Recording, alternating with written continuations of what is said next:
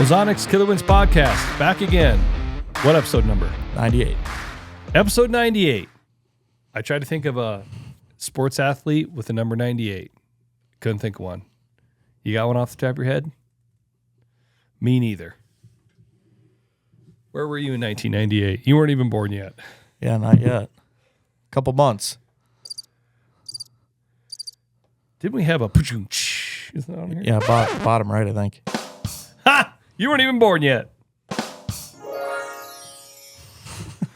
Yep, I was not born yet.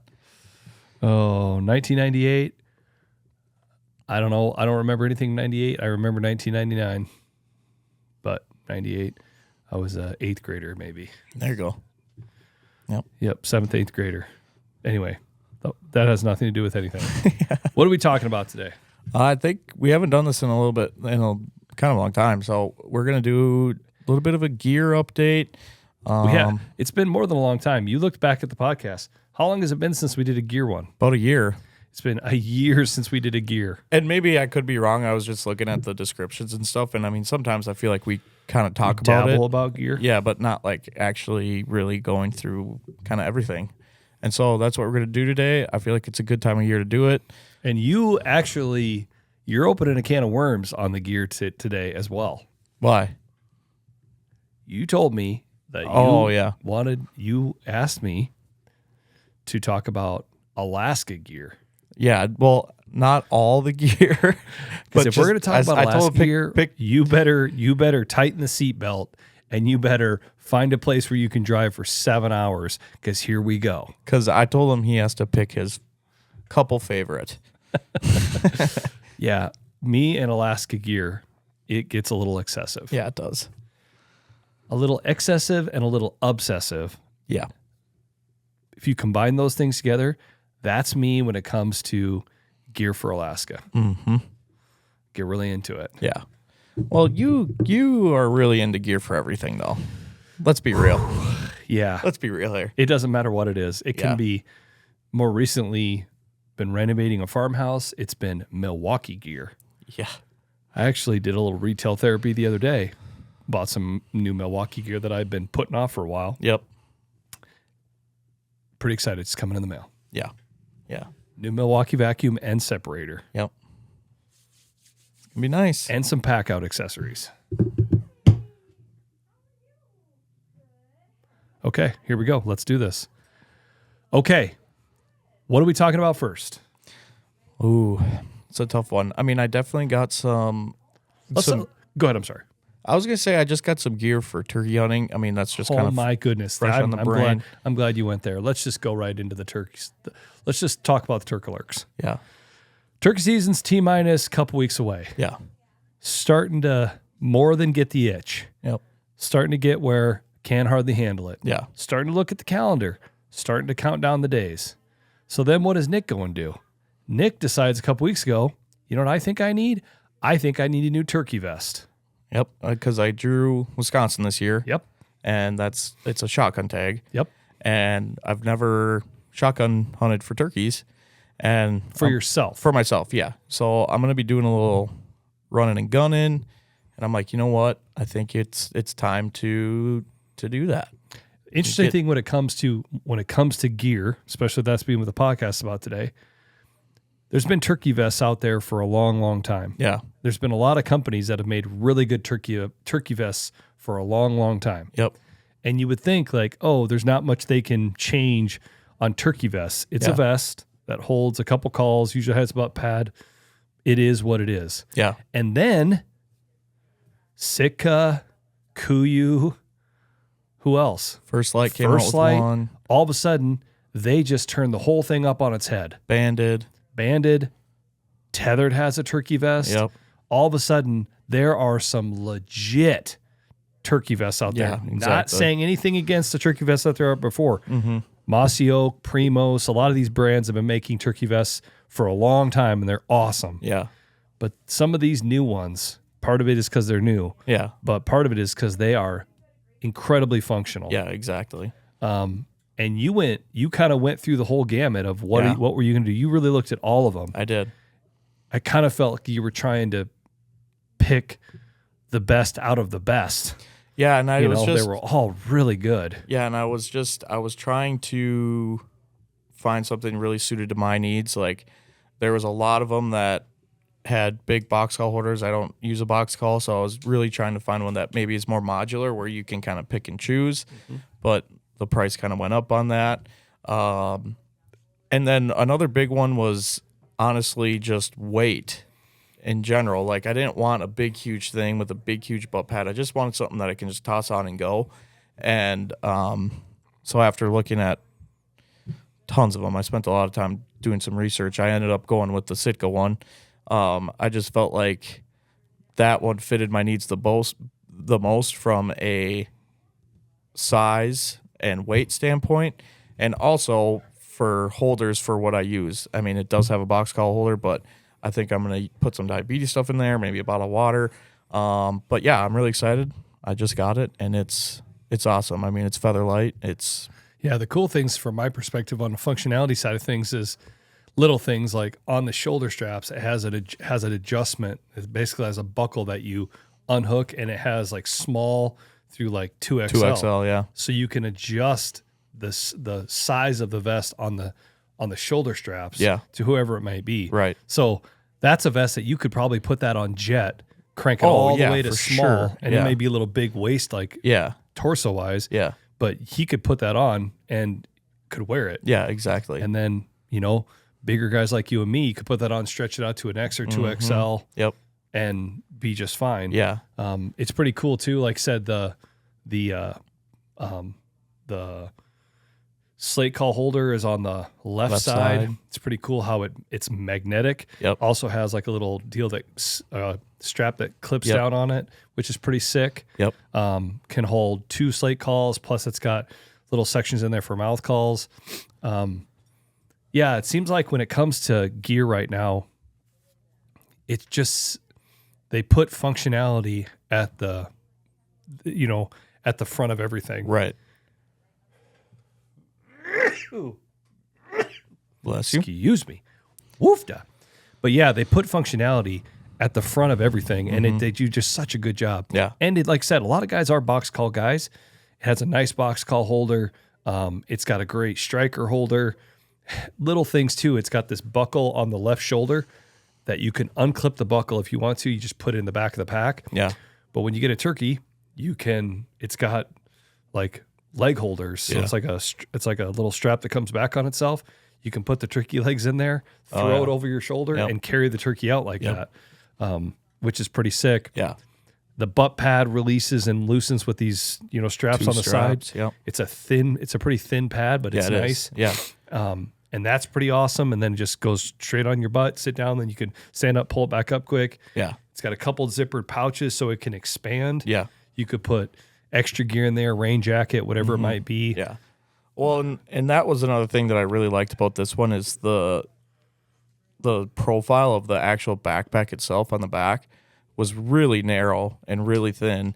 And I probably won't, but if I needed to, I could probably wear it in the blind and sit down and be fine. I probably won't do that, but if it ever got to a point where I needed to, I could. I mean, we already sit on butt pads in the blind, so it has one built in. I can just sit on that, and I think it would work out just fine. But yeah, no, it's pretty cool. And like I said, sounds silly, but it comes in a bunch of cool colors. You can do it in the Sitka camos, but it also comes in like a brown solid color. Man, that looks sick. Yeah, and I went with the solid one with the thought in the back of my mind that I may be using it in a blind. Yeah. Might just blend in better with the black backdrop and whatnot. But yeah, so I'm really excited about that. I think that's going to be really good and work really well.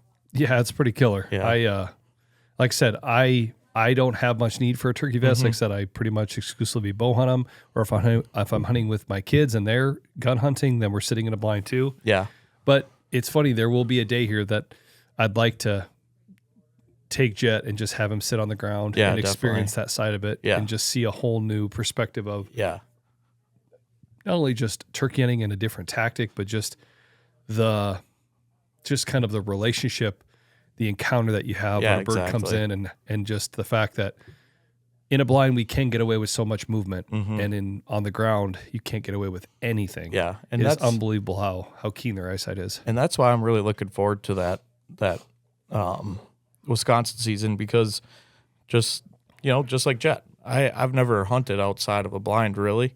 I mean, I've went along on a couple, but not for myself. So I'm really excited to, try calling on my own. My plan is to do it completely on my own, just to see where I'm at, kind of test my skills, and I think that'll be a really good challenge.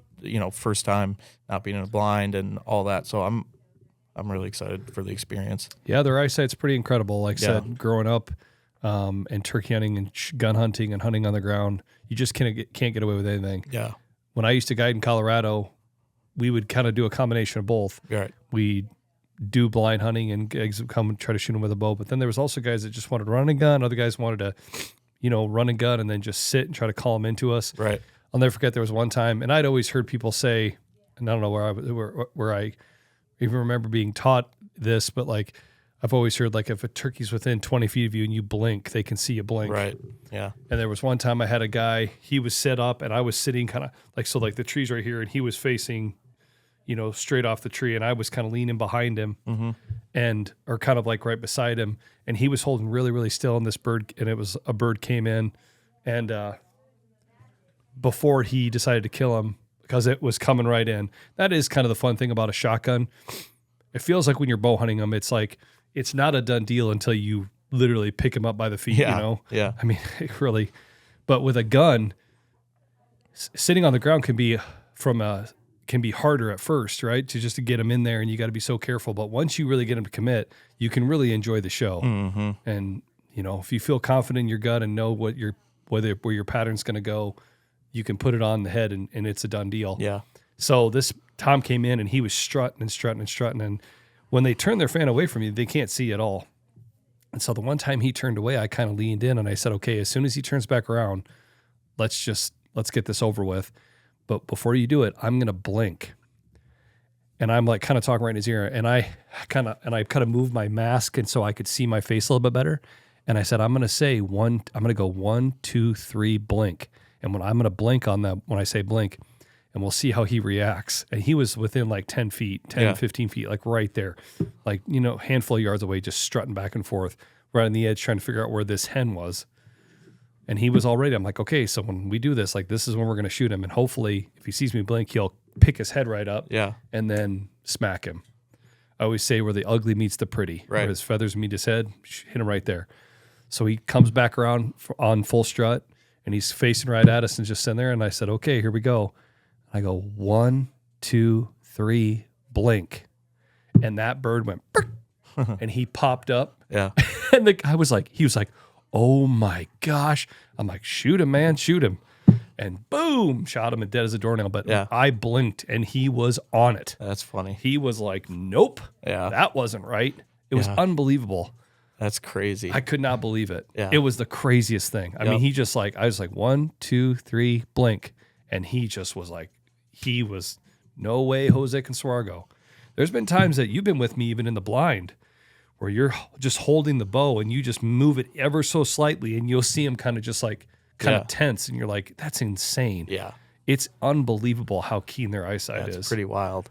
Even in the blind with the contrast of the outside and it being dark, it's just still really tricky. Yeah. Yeah, definitely. But yeah, that turkey vest is going to be really fun. I'm excited to see how that all works out for you. Yeah. And again, that's the thing about gun hunting and running and gunning, and the thing about those vests, that what I liked about that so much is where everything is going to be. Right. It's securing it the way it needs to be. You're not going to lose anything. Right. Because that's what happens. All of a sudden you're running and gunning. Yeah. And you're doing the running part, and you look down and you're like, I don't have any strikers left. And you're and then you're thinking, where was I? I crossed that creek. I was up over that. And then you're trying to backtrack in green. You never find them. Yeah, exactly. Been there, done that. Yep. And some of those strikers, I mean, all of it, you have gear that you really like and you hate to lose it. That's the nice thing about everything. It all latches shut, buckles shut, magnetic shut. Yeah. And so you're going to not lose anything. Yeah, exactly. Yeah. Yep. But you can release it and get it out fast and do what you need to do. Right, exactly. So yeah, that turkey vest is going to be sick. Yeah, I'm excited. It's going to be awesome. Yeah. Yeah, like I said, this year for turkey season, when it comes to gear, I don't really have anything And this kind of goes kind of into the next part of it. Like Nick said earlier, I am kind of a gear snob or whatever you want to call it. I'm obsessed with gear. I have a lot of gear. Whenever it comes to just about anything, I can't do it halfway. Yeah, exactly. It's like I just dive all the way in, you know. But yeah, when it comes to a lot of gear, I feel like I'm kind of set. Yeah. Which is good and bad. Sometimes I think when it comes to gear, I kind of become like you can't teach an old dog new tricks. Right. I'm kind of set in my ways. Yep. But I'm set in my ways because I've seen it work for me. Yeah, my exactly. experience has taught me what I like and I don't like. Yeah.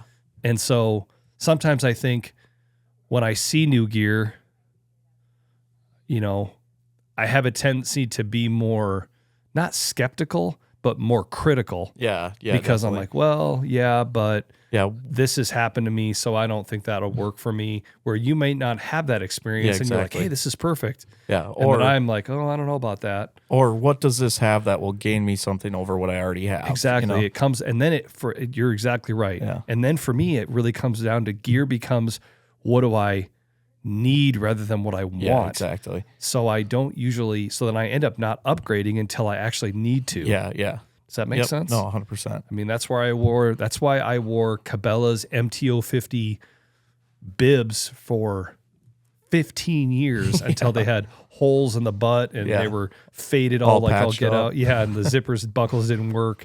Yeah. It just got to the point where it's like, okay, I need something to do. These aren't working anymore. Yeah, you know? exactly. Okay, now what am I going to get? Right. And then I start to really kind of be more open-minded to it. But I hate buying stuff just to buy stuff. Yeah, exactly. You know, and it's like we all do that. You know, sometimes you just impulse buy. You're like, oh, I really want that. Yeah. You know, but yeah, like I said, that's kind of where I fall on gear. And with turkey hunting stuff, especially, the most recent thing that I've upgraded in the last handful of years is I got a new Primos blind handful of years ago, and then I've really upgraded on my decoy setup. Yeah, exactly. Those DDS decoys. We've talked about this before, but I just don't think you can beat them. Yeah. They're so good. Yeah. They're so easy to set up. They're so easy to transport. They have nice bags that they come in that keep them nice. Look really good. Oh man, they look unbelievable. They're so realistic. Right. And again, like between the posturing Jake, the humping Jake, the bedded hen, and a posturing standing hen, those are kind of the decoys that I really like. I first bought the posturing Jake and the posturing hen and really liked that. Then I added the bedded hen and the humping Jake that can stand on top where he does a string that you can pull to make him creates motion. I mean, the only thing that I could see myself doing, but I've kind of gone away from this in recent years just because I don't have it, is a full strutter. Right. They make an unbelievable full strutter. Yeah. That's pretty sick. Yeah. Love to have one of those. Yeah. But yeah, DDS makes, and they're great people to work with too. If you ever are interested, you can call those guys.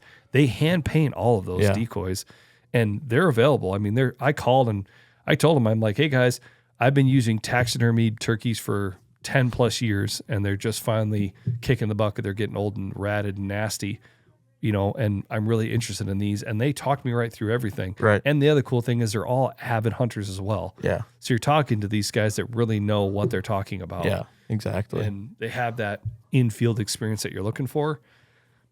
Yeah, they're really nice. Yeah. Yeah. No, definitely. Really, really nice. They're worth every penny. Right. No, without a doubt. Yep. Oh. But yeah, and that's the thing about gear. That's what's so, you know, like we've talked about this on gear before, and I feel like I've had this conversation more recently with you because you're buying stuff a lot when it comes to gear. It's always the good, better, best. Yeah. Good, better, best. That's why I always kind of break down things. Yeah. My wife always gets mad because I don't even look at the good. She's like, how is it you can walk in any store and pick out the most expensive thing? And that's a true statement. Yeah. So I always end up in the better, best. And so, but it is a good rule of thumb, good, better, best. Okay, where's the good? Where's the best? Can you get by with better? Yeah. You know, like, okay, well, what's the price difference between better and best? Usually that's where there's a heck of a jump. Yeah, exactly. Is between the better and best. Yeah. But yeah, and like you said, with all this stuff, even when you get the good, it's still really good stuff. Right. You know, it's just, when you go to better and best, it becomes about functionality. I was trying to say functionality and performance. I said functionality. That's not a word. When you get from good to better to best, the functionality increases, the performance increases, the material increases, the integrity, longevity of whatever it is increases. I don't know. It just gets to be, it's really something. Yeah. Well, and for me, when I start talking about Alaska stuff, when you go from better to best, it really comes down to, for me, especially weight. Yeah. No, All of a sudden, when the weight drops, the price goes way up. Yeah. Yeah. Definitely. It's crazy how much a few ounces can cost you. Oh, without a doubt. Yeah. Less. But go ahead. So we've talked about this before, but I am pulling the trigger on a single pin sight. That doesn't make sense because we're talking about bow hunting, but you said pull the trigger. Yeah. But yeah, I'm well, and now you got me thinking about it all of a sudden. which I can't believe. Really? I'm really surprised that you're thinking about it, but it kind of fires me up because it reassures me that maybe I am making the right decision. But well, and I don't mean to burst your bubble here, but you talking about it a lot has got me thinking. But then I listened to you talk to Jason Mears about it again this year. Yeah. And I have a lot of respect for you. I have a lot of respect for Jason. And when I heard Jason talking about it again, I was like, And the thing that interests me about it, there's pros and cons. Just like everything. Yep. The big con for me is I don't like the idea of having to fiddle with my sight constantly. Right. Like a deer walks in and I think about the middle stand, him walking down, a buck walking down that tree line, and you don't know where he's going to turn and all of a sudden come by. Yeah. Is he going to walk right by at 10 yards? Maybe. Right. He also could just all of a sudden take a right, which is going to bring him from right to left in front of us at 10, 20, 30, 40. And I don't really know. Right. So the nice thing right now is I just go range and I know all my spots. There's 20, 30, 40. Okay. And if he comes within that, I don't have to do anything. I just pull the bow back and shoot him. Yeah. Put the pin on it, shoot him. Well, now I'm going to have to sit here. I'm still have to know my yardages, which is fine. That procedure is the same. Yeah. But then after that, as soon as he turns, I'm going to have to be moving my sight. Right. And now he's moving across. And right here, he's at 28, but then he right here is at 25, and then he's at 28 again, and then he's at 32, and then he's, and so it's like, what are you going to do? And that's a part that I don't like. Right. But then after that, I like everything about it. Yeah, exactly. I like being like, okay, is he at 32? 32, and then I draw back, and I just put it low on his chest and let it eat. Let it eat. I'm not having to go, okay, second pin or gapping it at all or anything like that. If all of a sudden the yardage changes, I'm just putting the pin on there and letting it go. That sight picture is just so much cleaner. You know, it's just it's just less. And I only shoot a 3-pin. Yeah. But still, it's just with one. Yeah. It's just less in there to see. Yeah, exactly. And so, so that's probably why I'll end up doing it. Is just for that. The part that I don't like is having to change the sight tape and redo all of it. That's the part that kind of like bums me out. Yeah, no, that is going to be the kind of the worst part about it, is just having to go through that process again. But I've kind of gotten to a point where I like that process. I think it's kind of fun to tinker with it. And kind of push yourself. Okay, I can get a better group. I can, really hone in and dial it in. And I'm really excited. I think, I've hunted my whole life with a single pin, last 2 years with triple pin, and I'm just excited. 3-pin. I'm just excited to get back to it, just because I've now experienced both, and I know that I'm more confident with the single pin. So I'm excited. And I think I'm gonna do 0.1, and then get a light. That's the part that I'm undecided on. Yeah, I think that's what I'm gonna do. Because again, because like right now you're probably gonna do green, right? Yeah, green or whatever. I'm just gonna call them and ask whatever the brightest is. Green. I think it's green. But right now I have 0.19, 0.1, and I just remember when I've been shooting that bow with the 3-pin, I've always really liked how precise the middle two were, or the middle one and the bottom one were, and I think I can get away with getting that 0.1 because Black Gold has a naturally really bright sight. Oh man, their sights are so bright. And then plus the light, I think I should have enough. Yep. So I think that's what I'm going to do. Yeah.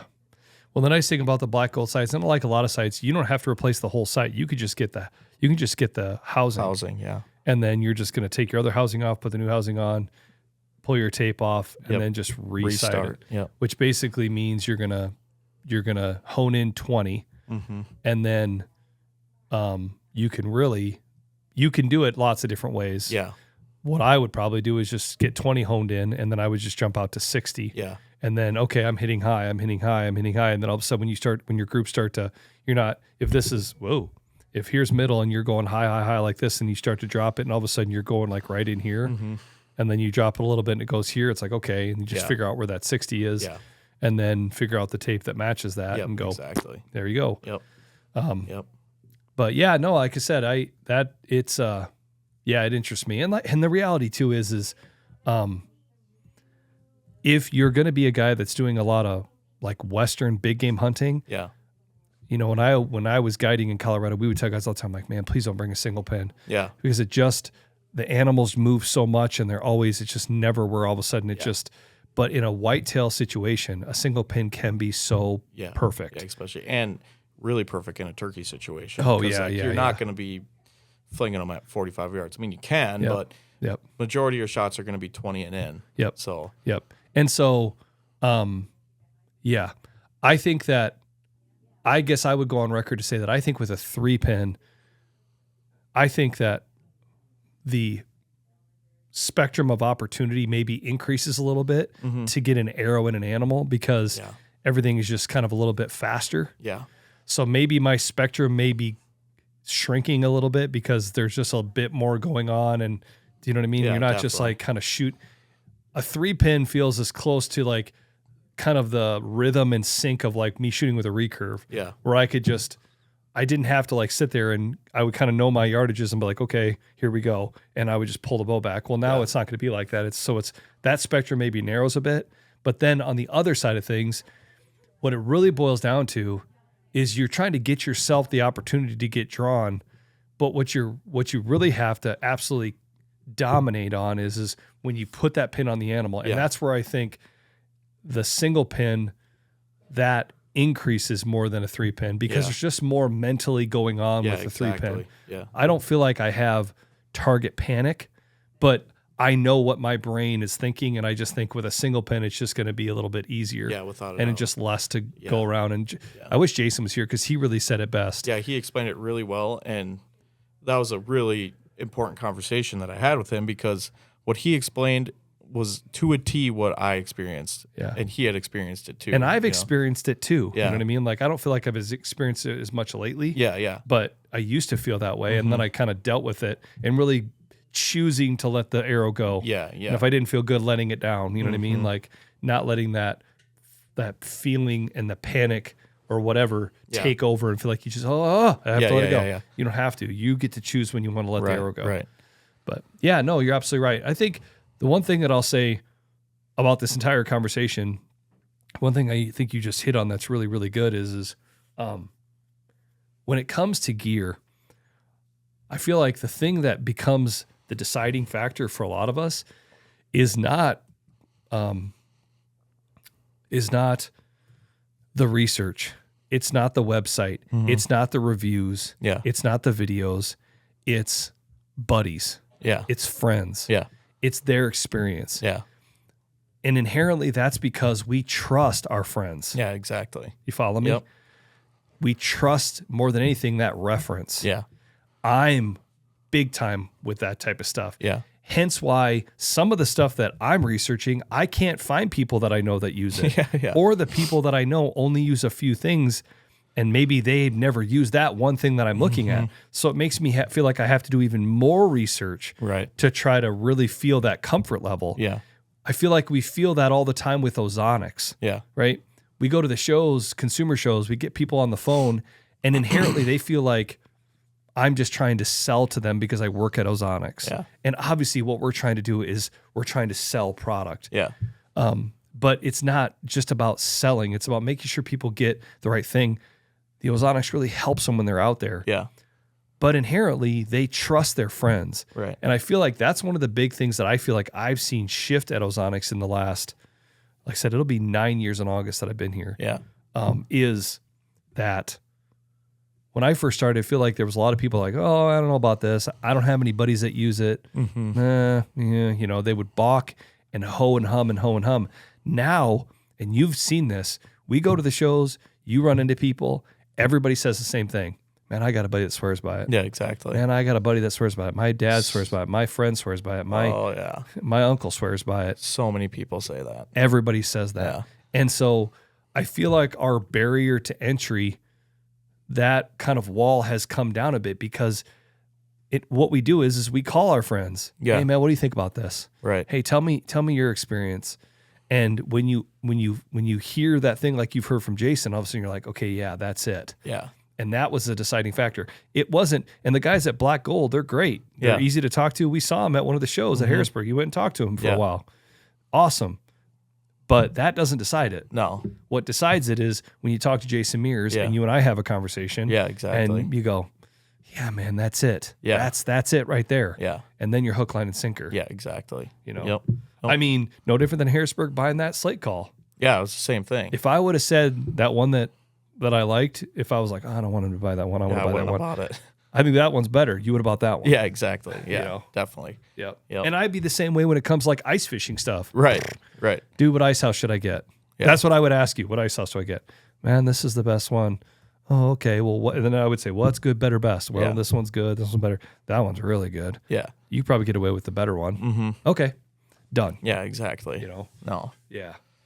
Oh, and like you said, that's what's fun too. And that's what's really cool about this whole hunting space. Oh, exactly. And when you call these brands, you call these companies, there's people that are passionate about it, that really care and want to make sure that you get the right thing. Yeah. And so that's what makes it fun too. But at the end of the day, what it really boils down to is if you have a buddy or friend when it comes to gear, and that's what I would say too, is if you're looking at gear, ask around, ask your friends, just see what you can do. If you go to the Iowa Deer Classic, walk up, and if you see an outfitter there or somebody, just ask them about stuff. I do that all the time. Yeah. Hey man, what do you think about this? Have you ever used these types of boots before? What type of boots do you wear? Yeah. What type of bow do you shoot? What type of arrows do you shoot? Right. Well, why do you like that broadhead? Yeah.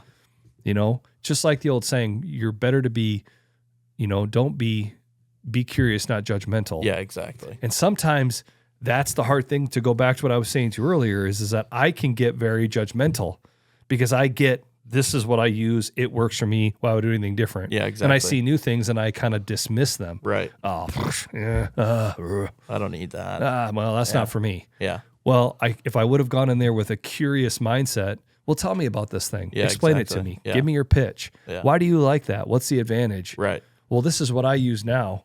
And just go into it more open-minded and more curious. Yeah. That's the better way to do it. Yeah. No, without a doubt. And I think sometimes we all get very judgmental. And you look at saddle hunting over the last couple of years. I think when saddle hunting first came on, there was a lot of guys that were like me, in their 30s and 40s that were very just like, oh, well, I'm a stand hunter, and judgmental of it, not curious about it. Where all of a sudden you could see it with the younger guy, that 18 to 30-year-old guy. He wasn't as judgmental. He was curious. Yeah. Well, hey, how does that work? Yeah. Half of those guys, their dads or their uncles or their grandpas or their best friend did and or didn't teach them how to set a tree stand. Yeah. You know what I'm saying? Yep. Well, they got taught how to saddle hunt. So they're like, okay, well, I'll do that. Yeah. Exactly. So just an example. There's lots of stuff like that. Yeah, without a doubt. But no, and you said exactly what I was going to say. I think that is the really cool thing about the space that we're in. I mean, you can talk to just about anybody, and they're going to give you their 2 cents. And I think that's just, it's a really fun part of kind of what we do. There's a million ways to skin the cat. Yeah, exactly. Yep. Yep. So what's one piece of Alaska gear that you're really excited about? You want to narrow it down to one? Well, then maybe I'll find something else that I can say, and then you can say 2. No, you can do 3. Since when are you running the show? When do you start making the rules?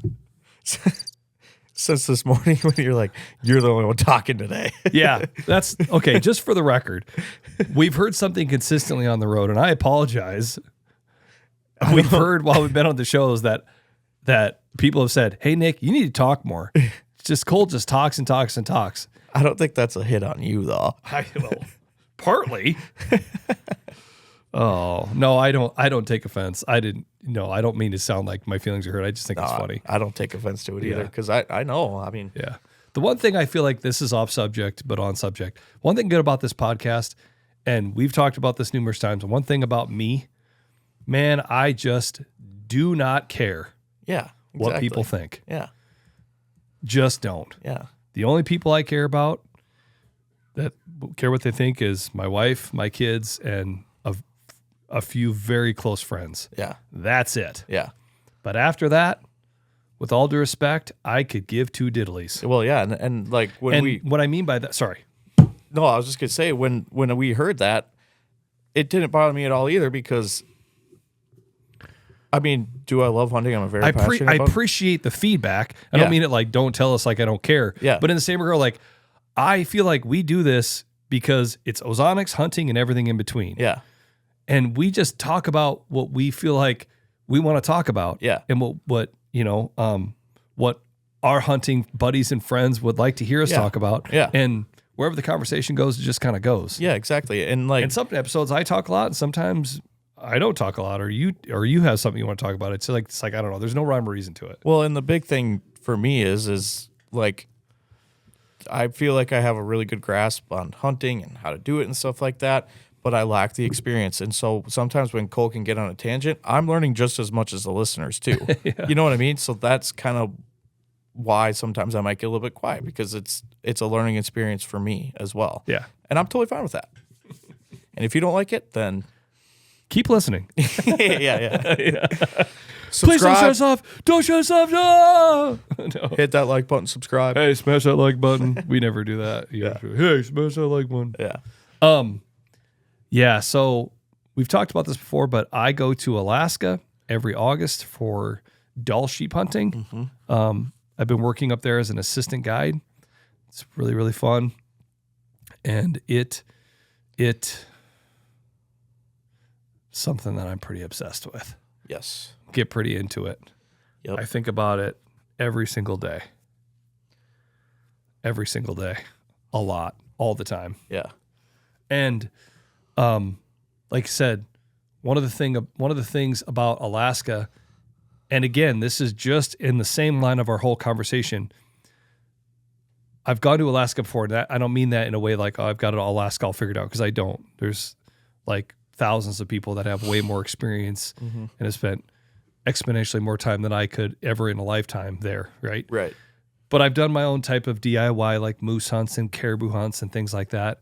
And, you buy gear and you have good experiences and bad experiences, and you get soaking wet, and then Right.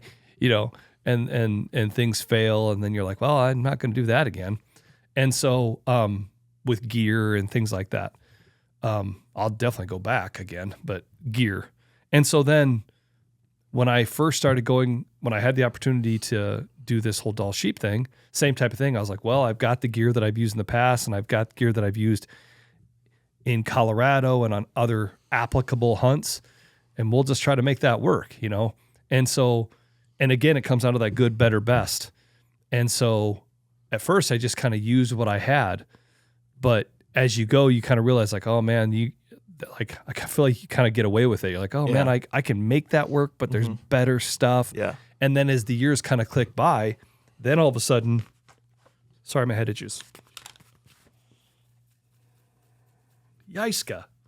That was like a really bad itch. That hat. Yeah. So then as the years click by, and again, you like we were talking about earlier, like with a lot of stuff, I end up with a lot of gear. So then you kind of start honing it in. Yeah, exactly. Sometimes I feel like gear is like a knife, and you can have a knife and you can use that knife and it'll work for you, and you can cut with it. You can also cut your finger with it, but you can sharpen the knife and you can make it sharper and sharper. And that, not that you can't use your other knife, but that sharper knife kind of makes life a little bit easier. Yeah, exactly. And so that's really what I feel like I've done over the last couple of years, is really sharpen the knife. Yeah. Last year and this year, when it comes to gear, the big thing that I've been really doing is cutting down on weight. Yeah. The saying when it comes to a lot of mountain style hunting is Ounces equal pounds, pounds equal pain. Yeah. And I know everybody probably knows this, but 16 ounces equals a pound. Well, if you've got a list of 90 pieces of gear and you can cut out an ounce out of half that gear, that's a lot of pounds. Yeah, exactly. You follow me? It doesn't sound like much, but if you cut an ounce and an ounce and an ounce and 5 ounces and 3 ounces and 2 ounces, all of a sudden you're like, wow, I just shed 4 pounds out of my gear. Yeah, exactly. So that's the big thing that I feel like I've been doing the last couple of years is really trying to figure out how to cut weight. Right. Inherently though, like there's some things that I don't want to sacrifice on weight. Yeah. You know, some of the things that I don't sacrifice on weight, and it just it is what it is based on the functionality that I'm looking for. My gun weighs what it weighs. It's not a heavy gun. It's not a light gun. My gun kind of weighs what it weighs. My optics. Yep. You know, I carry a bigger spotting scope than some guys would. I carry a 30 to 70 by 95, a Swarovski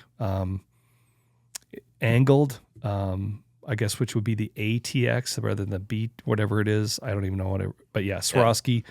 It's the 30 to 70 by 95. A lot of guys would carry the 30 to or 25 to 65 by 85. Yeah. But I carry the 95 objective. So lets in a little bit more light and I get a little bit more power. My job when I'm there is to try to, like at the end of the day, is to identify a legal sheep. Yeah. And so I'm going to give myself every advantage I can to identify a legal sheep. Yeah, exactly. And so, yeah, it's like 4 or 5 ounces more than if I carried an 85. Yeah. Which is funny. You might listen to like, wow, he's balking over 4 or 5 ounces. Yes. Yeah. I balk over an ounce. Yeah. Like a lot. And so I don't skimp on weapon. I don't skip on optics. The other thing that I'm always going round and round about that I feel like I don't skimp on, but I kind of skimp on that maybe is a little bit not in that. The category that's untouchable is like my optics and my weapon. The category that I'm always trying to finagle, but I'm still really reluctant to is shelter. Yeah. And this is part of the conversation where everybody kind of falls differently on this. I tend to I'm there in early August, which is still the summertime, but it is Alaska. Yeah. And so we've been there and had 6 inches of heavy, wet snow and wind and not good a couple different times. Yeah. In the first part of August. So, but my thought on shelter always is you want to shelter based on worst case scenario. Yeah. So, because when you're out there, your shelter is your home. That's the only thing that you can climb into that thing and go, okay, not like you're safe because a bear can just go, but in the same regard, that's it. That's your home. Mm-hmm. That's where you want to be able to go, okay, I can get in there and not die of hypothermia. Right. It sounds crazy because it's literally just some fabric and some carbon poles, but it really makes a difference. Right. And so I don't skimp on shelter. I carry, with that said, I carry a 4-season tent. Mm-hmm. I could carry a 3-season tent and lighten up by like probably over like a pound or more, but I choose not to do that. Yeah. So I carry a 1-person 4-season tent. I really like Hilleberg tents. There's a lot of great tents out there. I really like Hillebergs. I carry a Hilleberg Solo. But I did find a way this year. There's a company called Z-Pack or Z-Packs. They make a lot of ultralight gear, mountaineering gear. Mm-hmm. I'm actually going to put a Dyneema footprint for one of their tents underneath my Solo tent, which is going to fit-ish. Yeah. But it goes from my footprint being like 9 ounces to being 2.5. Yeah. So I got like 7 ounces right there. There's in a footprint. Yeah. So that's big. But I'm talking about a lot more than one thing. But I'm saying all this to say, like I said, optics weapon I won't skimp on. Shelter, food. I'm always skimping on food. Pretty much when you're sheep hunting, you're just hungry all the time. And you just plan on going there and losing a bunch of weight. And then I've really gotten critical on apparel Yeah. and looking at everything, ounces on everything. You know, I used to carry like a fleece hoodie. Now I've gone to Stone Glacier makes a hooded vest.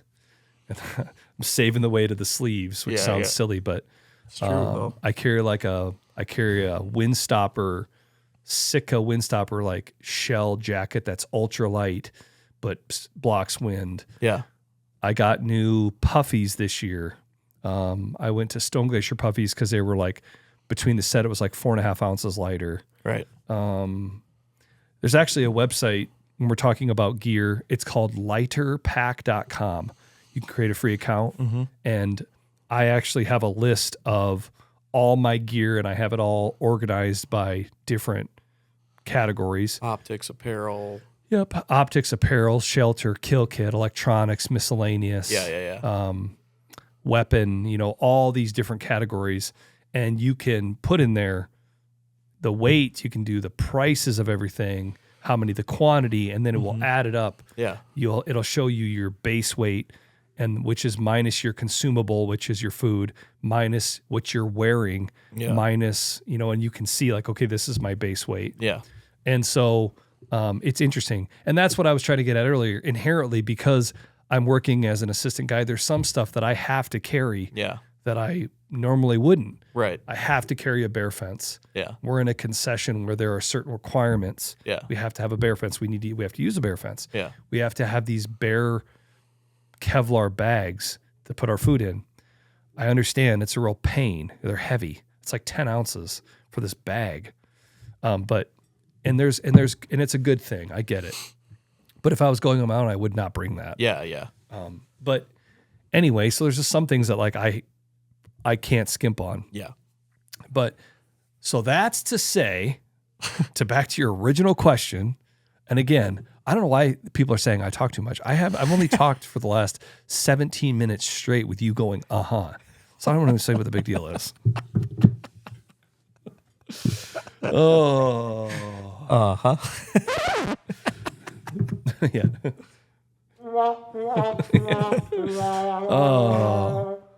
So the piece of gear that I'm pretty excited about for this year, that I went round and round and round and round and round and round and round and round, is a teepee tent.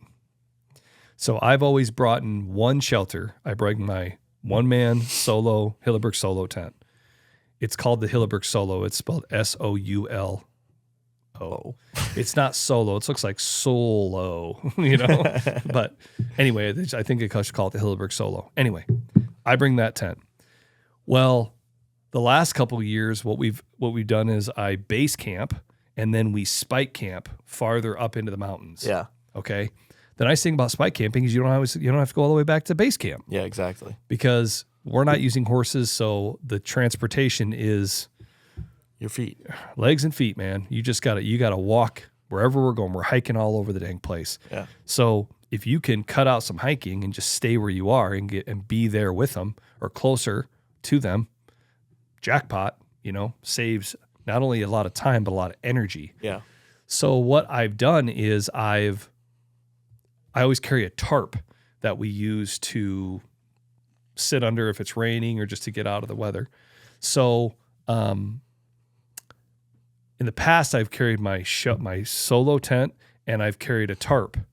And then in the event that we want to spike camp, I would just spike underneath that tarp. Yeah. We carry like emergency bivy sacks, which is like an emergency blanket. They call it a bivy sack, which is like an emergency blanket that you would see. It looks like it should be on in outer space, but it's shiny and it radiates a lot of your heat, so you can stay warm. Right. So we could just take our bivy sack and pull that and use that thing. The bad thing is once you take it out, they're real thin, they rip easy. Yeah. So you try not to, unless it's like a real emergency. Well, if we're just under a tarp, it's not like a real emergency. Yeah. But you end up getting really cold. Yeah. You're sleeping on the ground. It's just not that fun. Yeah. And so I've done that for the last couple of years. And both times that I've done it, the guys that I've been with, they're like, this is awesome. I can't wait till I get home. Yeah. Tell my friends. And they're like taking all these pictures because they feel like like a real genuine, Really like, roughing it. yeah, real genuine like mountain man. Yeah. And it does feel that way. You're like, and I'm always like, and I have to try to like not. It's kind of like with you. Like there's times that I'm like, you get excited, and I'm like, I kind of know what I'm thinking in the back of my mind, but I don't want to like rain on your parade. So I'm like, yeah, man, it's gonna be good. And so I'm like, yeah, man, that's pretty awesome, isn't it? Like it's cool. In the back of my mind, I'm thinking, I'll see what you're saying like 3 hours from now. And then hours later, they're looking at me. They're like, because you can't sleep and you're cold, and the cold cold will wake you up. Oh yeah. You're just all of a sudden you're like, why my legs are cold, like, and the ground, and you're all curled up, and you end up, about having to spoon each other to stay warm, and then guys are like, this sucks. And it's like, yeah, man, there ain't nothing good about this. Yeah. So I was trying to figure out a better option, but something that wasn't going to add a ton of weight. Yeah. And so I really spent a lot of time cutting down what I could on other things. And I'm going to carry a teepee tent this year. I went round and round on different brands of teepee tents. The two that I really honed in on was Peaks, which is kind of neat. If you look at, this is kind of on the gear line too, you look at a lot of Western brands, a lot of Western mountaineering brands, and just Western hunting brands. There's a couple brands out there that are kind of newer that have really come on the scene. Peaks is an example of that. Yeah. Has really come on the scene the last handful of years. So I really honed in on Peaks, and then I really honed in on a brand called Hyperlight Gear. And they both make teepee tents. I really, really, really wanted the Peaks tent. They make a Peaks teepee tent. It's got double zipper doors. The big thing about the teepee tents and when they get ultralight is there's been this new material the last handful of years that's really come on. It's called Dyneema. Yeah. Like the strength to weight ratio is incredible. Right. Like there's some crazy fact that it's like stronger than steel, like if it's stretched a certain way, or I don't know, but it's really strong and it's really light. Yeah. So these teepee tents, they make the ultralight ones out of this Dyneema material, which of course, when you get to the Dyneema, it gets a lot more expensive, ba-ba-da-ba-ba-da-ba. So I went round and round and round. And I really, really, really wanted that Peaks one. The problem was I couldn't get it until out of stock. Yeah, it was out of stock, and I talked to a guy, and it sounded like it wouldn't be here till like the summer. And I just didn't feel comfortable to cut it that close on something that I'd never used before. Yeah, exactly. If I was like going to use it for the next year, then maybe it would make sense, but I just couldn't. I just didn't feel comfortable with that. Yeah. And so I ended up going with a Hyperlight Gear tent. It's called their Ultimate 4, which is a 4-person. They make a 2 and a 4. It's only like 3 ounces more for the 4 compared to the 2. Yeah. And the size, it's pretty nice. Actually, a good friend of mine is going to be coming with me up there too. And we're going to be up there together, plus the hunter. So it's going to be 3 of us. Yeah. And so the nice thing about carrying that teepee is now we could bring our sleeping pads if we want. We can use the tarp that my buddy's going to bring as the ground sheet. Yeah. And then even just bring our sleeping bags and just get in them and then not freeze. Yeah, exactly. And so, and the other thing is I've really dodged bullets on under the tarp, not getting like rained on during the night. Right. All of a sudden when it starts to rain and the wind, and all of a sudden the rain's not going like this, it's kind of coming at an angle, and then you're getting soaked. Yeah. And then you really can get yourself in a bit of a pickle. Right. So that teepee tent, I think, is going to really fit the bill. It adds a couple, and at the end of the day, it ends a couple pounds, but I've cut out enough in other things. Yeah. So that's probably the thing that I'm really the most excited about to try. Yeah, exactly. And the Hyperlight Gear one, it's very minimal. There's not a lot to it. Yeah. It's just a zipper on the one side. It's only got one door. It's pretty minimal. Yeah. But I think that really ended up kind of fitting the needs. A lot of the teepees, you can have a spot for a stove. You know, they make these little titanium wooden stoves. I didn't want to go that route. No. So yeah, no, I'm really excited about that. It's gonna be interesting to see how it works. Yeah, it'll be awesome. Yeah. Yeah. And like you said, the nice thing is to be able to base camp and then spike camp. I think that's going to be really, really nice, and spike camp in a bit more of a comfortable way. Yeah, definitely. Yeah. But yeah, like you said, I think when it comes to all this gear, you have to just decide, you know, what's your pros and cons when it comes to functionality, and you start looking at the good, better, best. Yeah. I feel like that's the type of stuff I think for me that helps me kind of narrow down my search on what I'm wanting to get. Without a doubt. Yeah. Yeah. But how much stock do you put in when you look at gear?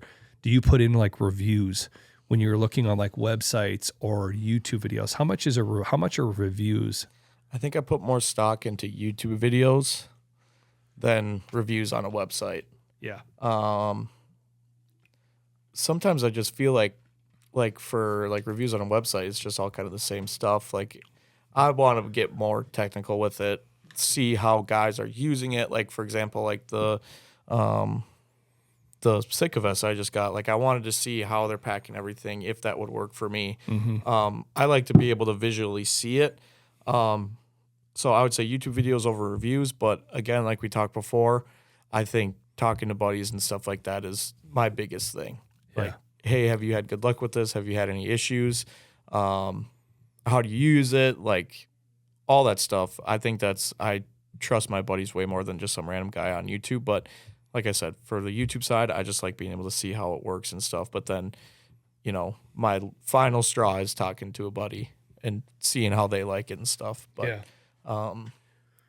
but I feel like there's a lot of stuff that I kind of have my mind made up on that I just kind of know exactly what I need. And if that certain piece has it, then I'll like it. Like I got Sitka bibs last fall. Yep. And I knew I wanted something a little bit lighter, not as bulky. And I knew that the Stratus was kind of exactly what I was kind of looking for. So Yeah. I kind of just went and got that one without doing too much review. Mm-hmm. And I know that you had really good luck with Sitka bibs in general. You had the heavier ones, the Fanatic, and I knew that was. I probably didn't really. And you'd used them.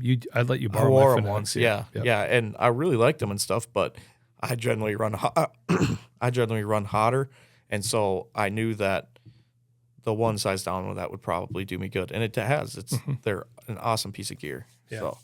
Yeah, like I said, feel like when it comes to reviews for me, it's YouTube. Yeah. The hard thing about YouTube though is you have to be kind of discerning. Yeah. Because the question I'm always asking is this person getting paid? Yeah. Yeah. You can generally tell if they're getting paid because they usually end up just reading the features. Yeah, exactly. Here's the key details. Like, well, I can already know all that. I looked on their website. That's just what you're just reading off of as you're doing this video. I like the ones where it's actually just a normal dude. Hey man, this is what I use. This is why I like it. This is why I don't like it. Yeah, exactly. And I like too with sometimes you have to dig in and go down the rabbit hole to find those. I think the one thing too for me is I never look at the amount of views that are on a video. No, I don't either. Because sometimes I think that can be a little tricky because you're like, oh, hey, 10,000, that must be the one. Yeah. Not necessarily. Yeah. And I really like the ones too that actually compare. I mean, sometimes you get lucky and can find a guy that has maybe both the ones that the products you're looking at. And I like when you can compare it and actually physically see the differences and the different ways that they can use it. You know what I wish they would do on YouTube? Since, hey, if anybody from YouTube is listening, Google. I mean, that's maybe a possibility. Not really though. I wish that YouTube had a way that, so like if you did a search and you just typed in turkey vests, you know, and it brought up Sitka, or just said compare the Sitka vest to the Kuiu vest, or the Sitka vest to the First Light, or the Kuiu to the tethered vest, or you know, tethered turkey vest review, and it brought up all those videos. I wish there was a way that they had like a little search or a thing that you could click on where you could ask a question. Does anybody out there have a video where they review the Sitka vest when they're this tall, this weight? Right. Or what do they think about, has anybody used the box call holder for something else besides a box call? Yeah. And then if there was these people that they could go on to this thing, and if they posted a video that was related to that, YouTube sent them an email and said, hey, this question was asked. If you're interested in doing a video to answer this question. Right. And then that video got posted. And then when the video got posted, it would say, this was the question that was asked, and this is the video. Yeah. Does that make sense? Yeah, that'd be awesome. I feel like that would be really cool because for me, that idea came from, sometimes I end up finding myself on forums. Yeah. Because a guy will say, hey guys, I'm looking at the Peaks TP tent, and I'm also looking at the Hyperlight Gear TP tent. What do you think of each? Right. Yeah. You know? Yep. And then these guys guys and girls go into detail about what they think. Yeah, exactly. Sometimes I hate reading. So I'm like trying to skim. Yeah. So I wish there was a way they could do that. Yeah, that'd be awesome. Like, for example, B&H. Their review, how they do the Q&A, I really like that. That's awesome. Q&A reviews are cool. Yeah. That's probably the one time I will read reviews is if I can search their questions and see if I can find my question quicker and then see the answers. Yeah. I like that. Yeah, definitely. Yeah. Yep. Well, that's a good way to do it for sure. Yeah, like you said, and like you said, it's interesting how there's so much that goes into what we end up using. Oh, yeah. So much of what we end up using. Yeah. It's fun though. Yeah, no, it really is. I am really interested in gear. I really like when companies come out with new stuff. I think it's just interesting to kind of see it evolve, and just it's fun to be kind of on the know of like what's new, what's out there. I find myself just looking around all the time, which is probably not good, but it's fun. Well, and I think you've been able to see behind the curtain at Ozonics too, without a doubt. In the fact of, and like I said, getting to work with Scott and Buddy and see, like Scott, he's a really smart guy. Yeah. And he's always trying to innovate and come up with things new. And that just doesn't happen overnight. No. It takes a lot of time. Yeah. And so when you see these companies and like, even like Jason Mears is like those Sitka guys, they test it. Yeah. I mean, Jason's had the opportunity in the past to test some gear before it comes out. Yep. Like we see every year what Matthews does. A lot of these companies do. Yeah. And so I have a lot of respect for that because when they come out with it, that they've put in the 10,000 hours. There's a lot of work behind it. To try to figure it out, to figure out what's best. And sometimes, like I said, innovation, it comes at a cost, right? Mm-hmm. Sometimes innovation hits, sometimes it doesn't. Yeah. But I feel like I have a lot of respect when I see things that are like, oh, I don't know, that might not be for me. But man, it's pretty awesome. Kudos to you guys for trying it. Yeah, exactly. You know what I mean? Yep. So that's pretty cool too. Yeah, without a doubt. Yeah. Yeah, no, gear is a fun thing. Like I said, and again, we're right on the cusp of turkey season. I'm really interested to see how that best worked for you. That's the other thing about the gear that I'm trying to talk you into using when you go gun hunting. The Reaper? No. Your shotgun. You need to take the old Rossi Tuffy turkey. I know. I've been thinking about it. I'm telling you what, I wasn't planning on talking about that, but if you're in the market for a new turkey gun, it sounds so crazy, but Rossi, company called Rossi, ROSSI, they make a Youth 410 single shot. It's called the Rossi Tuffy turkey. And the stock has a butt pad section that can come off to make it shorter or bigger. And I could shoot it. Yeah. And it is a killing machine. Yeah, definitely. And if you put I ended up going back to the factory choke that they had on it. Yeah. You can go buy some really killer 410 chokes now that can reach way out there. Mm-hmm. But you put TSS in that 410 and you better be ready because that thing is putting a wallop. Yeah. That's what I want you to take when you go on that, when you do your turkey. I mean, you don't have to, but it'd be nice. I mean, that thing it's so light. It doesn't even seem real. Yeah. You hold it and you're like, that's it? Yeah. I mean, there is nothing to it. Yeah. I really like that little gun. And it doesn't break the bank either. You can get it for a couple $100. Yeah. It's crazy. I've definitely thought about it because I don't have anything set up for turkeys. I just take that, dude. You know what I mean? Like, oh my gosh. I mean, I'm going to have to charge you for the shells because they don't give those away. Oh yeah, I'll buy you a couple boxes. No, dude. You buy a couple boxes? I remember how much they they are. Baby. Yeah. I'll tell you what, that's the other thing when you want to talk about turkey gear. I really, really, really like Apex TSS. Mm-hmm. Apex makes a bunch of different turkey loads. Yeah. And I've been shooting that Apex. I had to wait a while. I was on there, notify me when it comes back in stock on And I really, really like that Apex TSS, the 410. It is man, that stuff packs a punch. Yeah, it does. I mean, it is like, It's holy impressive. guacamole. It's really impressive. Yeah, if you're wanting something that is going to just absolutely wallop them, get yourself into a 410, put some Apex TSS in that thing, and just watch it eat. Yeah. That thing is just... It's a mean little bugger. Oh, my goodness. Yep. There's that pretty funny video last year when Jet was in the blind on his first one.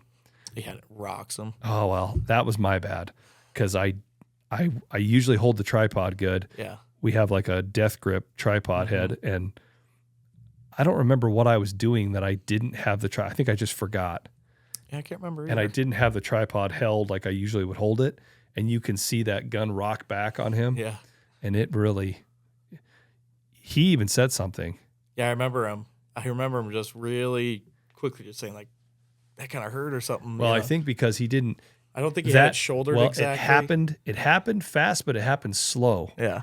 Right? It was slow going for them to finally come out. And when they came in, it wasn't just like shoot him fast, but it kind of it all happened fast, but I didn't let him shoot right away. Yeah. And so like that kind of delay and wait, no. And too, if you watch the video, he's following the entire way. So my guess is at some point maybe he just got off just a little bit. Yeah, just kind of like his shoulder kind of came off. He was kind of cocked back. Yeah. Which that's what that would do if you were to cock to the right like this. Yeah, kind of your shoulder kind of pulls back. Yeah. So he's like this, and then it just really hit him. Yeah. It didn't make a difference on the second one. I mean, he shot the second one on a whittled stick. Yeah, exactly. And that's the other thing too. It's like, I think it's off of a whittled stick. Sorry. I think it just shocked him a little bit. I just think he wasn't ready for it because like after he didn't say anything about it and like it was totally fine. Yeah. No, man, I love turkey hunting. Gosh, it's just right around the corner. Well, that's even like the other day. It was like a week or two ago. I woke up in the morning and I woke up and I remember opening my eyes and I was like, I thought the kids have got the TV on as I could hear birds chirping outside. I'm like, what is the deal? And it was birds chirping outside. Yeah, exactly. I thought it was the TV. Yeah, it's time. Man. It is spring. Close. Oh, that's another thing. Guess what I saw the other day? What? Guess what I saw on Friday afternoon, Friday evening? What? First robin. Guess what I saw Saturday morning? What? First strutter. No, you didn't. How did that not get brought up in conversation? I don't know. Holding out on me? Unbelievable. I was really busy and scrambling, and it's the farm I'm hunting in Wisconsin. There you go. Put him on lock. Listen, you know what they say about the first robin you see? Spring is here. Nope. That is what they say, but that's not what I was thinking. There's another saying. First robin's going to get snow on his back 3 times. Well, number 2's coming. No, number 1's coming. I'm pretty sure it wasn't here. We got 3 more snows. That's what they say. Beautiful. First robin you see gets his snow on his back 3 times, or her back. So, guess what? First snow is coming Wednesday. Yep. Yep. I just hope those 3 snows come before turkey season. Yeah, exactly. Because I've been out there and done the old turkey hunt in the blizzard. Yeah. And that's fun, but not fun. Yeah, exactly. A completely soaking wet ground blind is not fun. Right. Been there, done that. Yeah. Yeah. And there's a fine line because in the spring it can be snowy and wet, and then it's really not fun. But if it's snowy and cold, that's not fun because you freeze. But it's fun because the blind just goes right off the blind. Oh yeah. So it's a fine line. But yep, saw my first robin. That's awesome. So was that strutter just doing his thing? Like huge group of them. Oh, it was hens and toms, and I don't know for sure if it was a strutter, but there was a bunch of turkeys out there, and there was probably 2 or 3 of them that were substantially bigger, and it just looked like a bunch of little black balls out there. So I'm calling it. It was my first strutter of the year. So, oh, it sounds a little controversial, but whatever. We have been doing during our lunch breaks, instead of like going somewhere and sitting down to eat, we've been doing the old run through the fast food, and we're doing our turkey tour. Yep. We actually added a little bit of a route on the turkey tour, not for turkeys, just because it's fun. Mm-hmm. But yeah, we have been out at lunch. Usually we go to lunch 11 noon. Yep. Haven't seen a lot. Nope. I mean, we see turkeys, but not a lot of strutters. We've seen some turkeys, haven't seen these strutters yet. Yeah. And it's funny how that, just like the whitetail rut, all of a sudden It's just gonna flip. it just turns on, and all of a sudden we're driving down Avenue of the Saints, and you're like, well, there's one. Why is he way out here? Yeah. And all of a sudden you realize there's turkeys in a lot more places than you would think. Yeah, exactly. Yeah. Yeah. No, like I said, and turkey season moved back a little bit. They moved it back a week. I don't really know why. I wish I would have asked that at the meeting, but they moved it back. But then it moved it Right. back on the other end. So I guess that's nice. Yeah. But yeah, gonna It'll be here good. before you know it. I'm excited. It's gonna be here really quick. So should be good. Well, that's the gear. Yep. That's the gear episode. We geared it up. I apologize for talking about 47 things about Alaska, It's all right. but I feel like I needed to give some Yeah. context. No. It's good. Yep. Yep. Good. All right. Another podcast in the books. Ozonics Killerwinds podcast. Done. Over and out. Have a good week. See you next week. Stay classy.